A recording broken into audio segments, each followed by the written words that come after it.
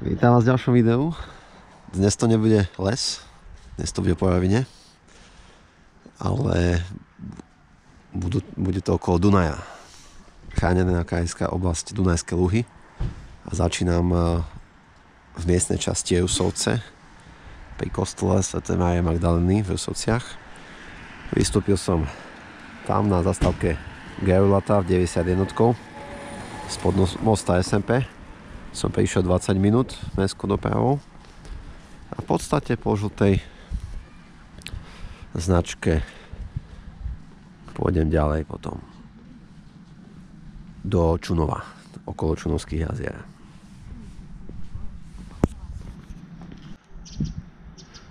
No a hneď tu mám aj pri kostole ďalšiu pamiatku, rímsky kastel Gerulata. Takže máme tu antiku. Čo to je vlastne tá Gerulata? To je vlastne rímsky vojenský tábor. Je to presne tu, ale akorát november je už zatvorené. November, marec, ale do budúcnosti prečo nie? Popozerať niekedy. Takže idem po žltej, je to zároveň aj cyklotrasa po žltej a aj Svetojakubská cesta v rámci Európy. A tu mám ešte tú Gerulatu. Rímsky vojenský tábor, ako vyzeral kedysi pri Dunaji.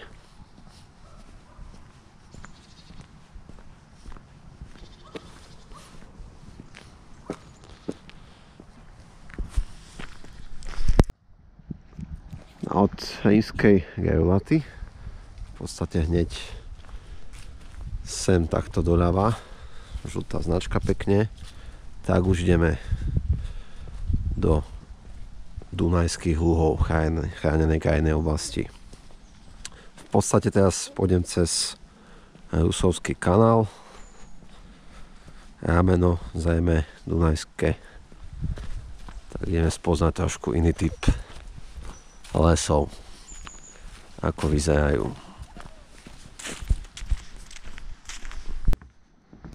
No a tu už som na Dunajskom kanáli. No, klasické mŕtve rameno. Ale pekné, pokojné, pekné miesto. Krásny jesenný deň.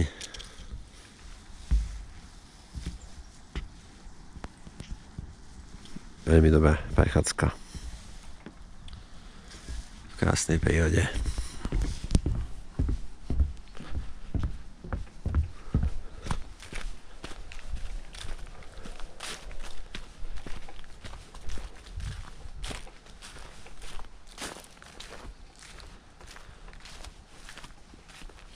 Tak teraz by som mal cez tento lesík smerovať k Čunovským jazerám postupne.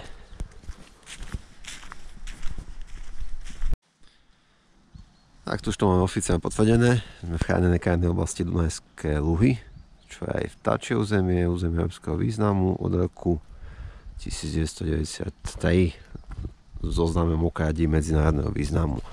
To je stále to isté rameno, ten Rusovský kanál, takže ono tak viackrát nejakým spôsobom budem prekračovať. Ale veľmi taká príjemná pôdova prechádzka. To je čisto aj také rodinné typy.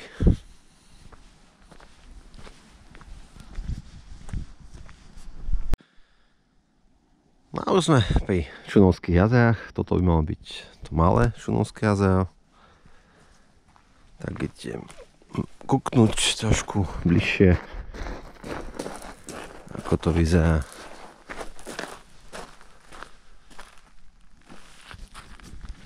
Pekné prostredie. Pokojné, tiché jazierko. Aj čisté vyzerá celkom. Tu sú aj nejaké hniezda hore.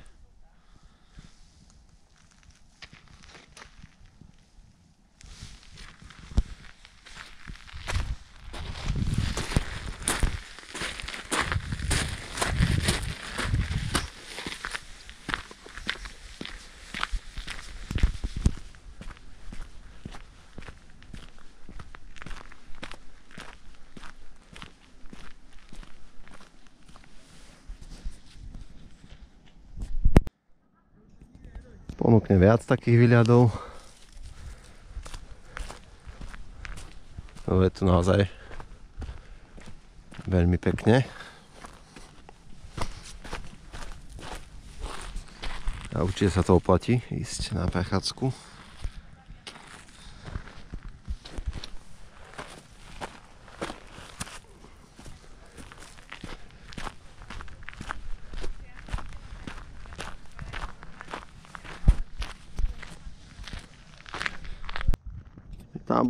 Tam je to malé jazero a tu je vlastne to veľké Čunovské jazero. Pozrieme aj tu.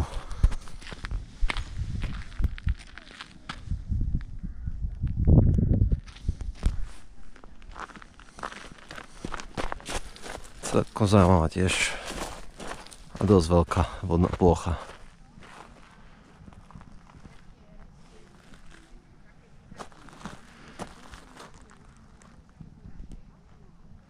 Toto môže byť aj taká celodenná alebo minimálna poldeň prechádzka.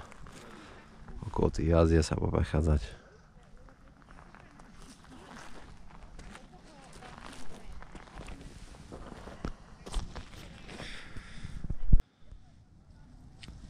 Ďalší pohľad tak zo stredu približne.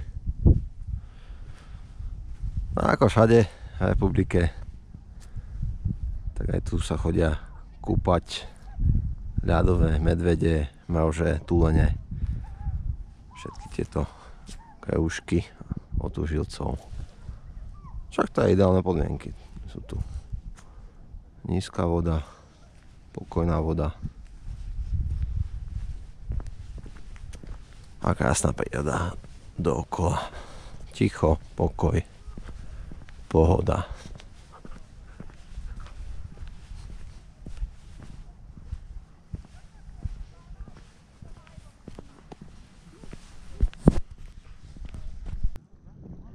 Ešte jeden záber na jazero. To som už priamo pri ňom.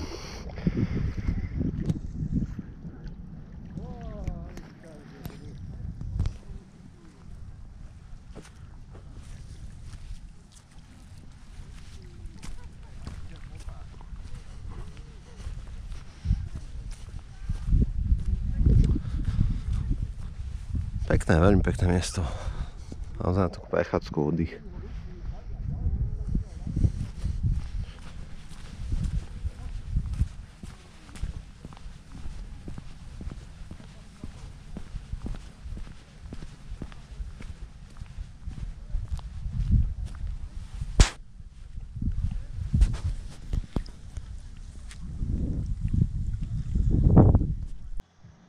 Tak som v Čunove, prišiel som odtiaľ, vlastne pri tom miestnom kostole som vyšiel od tých Čunovských jazier a prišiel som tu na rozmedzník.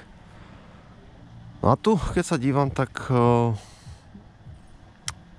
je toho viac. A keďže dneska pekne, tak asi ešte to potiahnem ďalej k Čunovskej priehrade. Niekedy by som chcel ísť aj potom na to medzie. Slovensko, Maďarsko, Rakúsko, to je týmto smerom. Tak ideme ešte asi kúknuť aj k tej prehrade po červenej.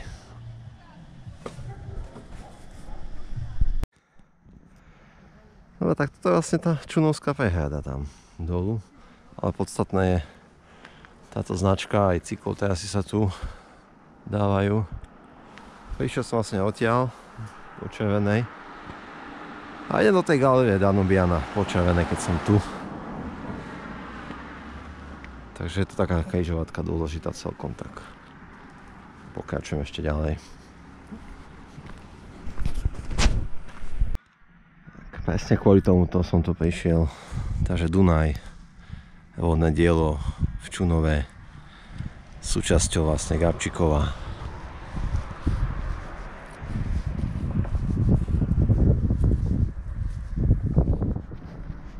To ani netreba príliš dodávať, len si treba vychutnávať ďalej výhľady. Ale pôjdem ďalej ešte po tomto moste po červenej ku galérii Danubiana. Prišiel som odtiaľ po Červenej a smerujem ďalej. Takže dám ešte viac takýchto záberov. Tak až tu si naozaj tak človek uvedomuje, že skutočnú veľkosť rieky Dunaj. Keď je na jednej na druhej strane priehrady, obrovská masa a rozloha vody.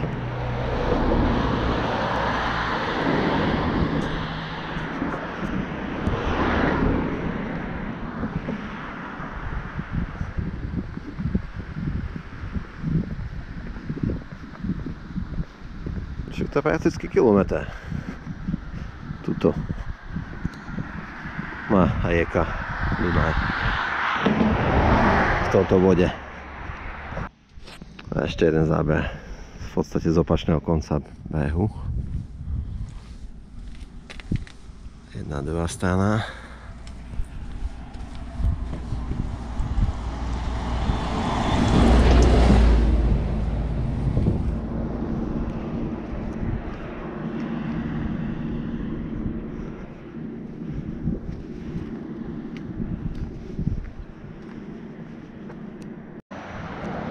No to, čo som ukazoval, to bola len jedna časť tam predtým.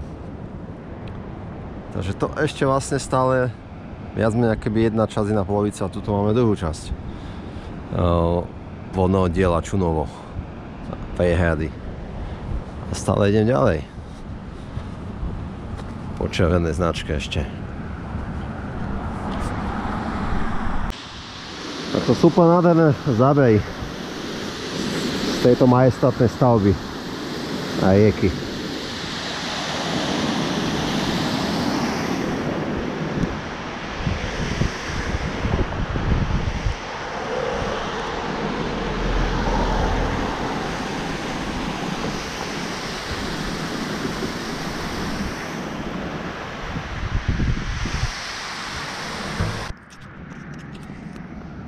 Tak čím ďalej idem, tým viac prekvapení.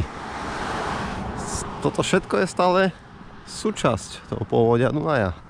Takže viac menej celá táto cesta, všetko čo je tu, tak je priehradou cez túto rieku.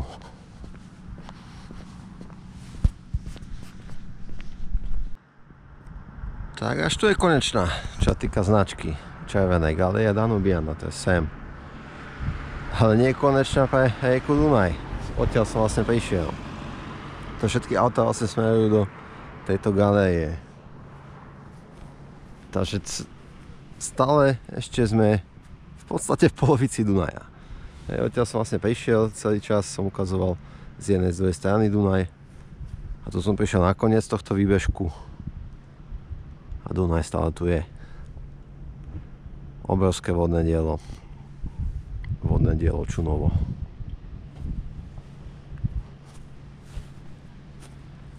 Tiež pekné miesto na prechádzku. Dobre, tu by som to ukončil, bo naspäť pôjdem tou istou cestou, alebo sa odvezem busom, ešte uvidím. Tak, takže to je vlastne dnes popri rieke Dunaj, v podlužných lesoch, trasa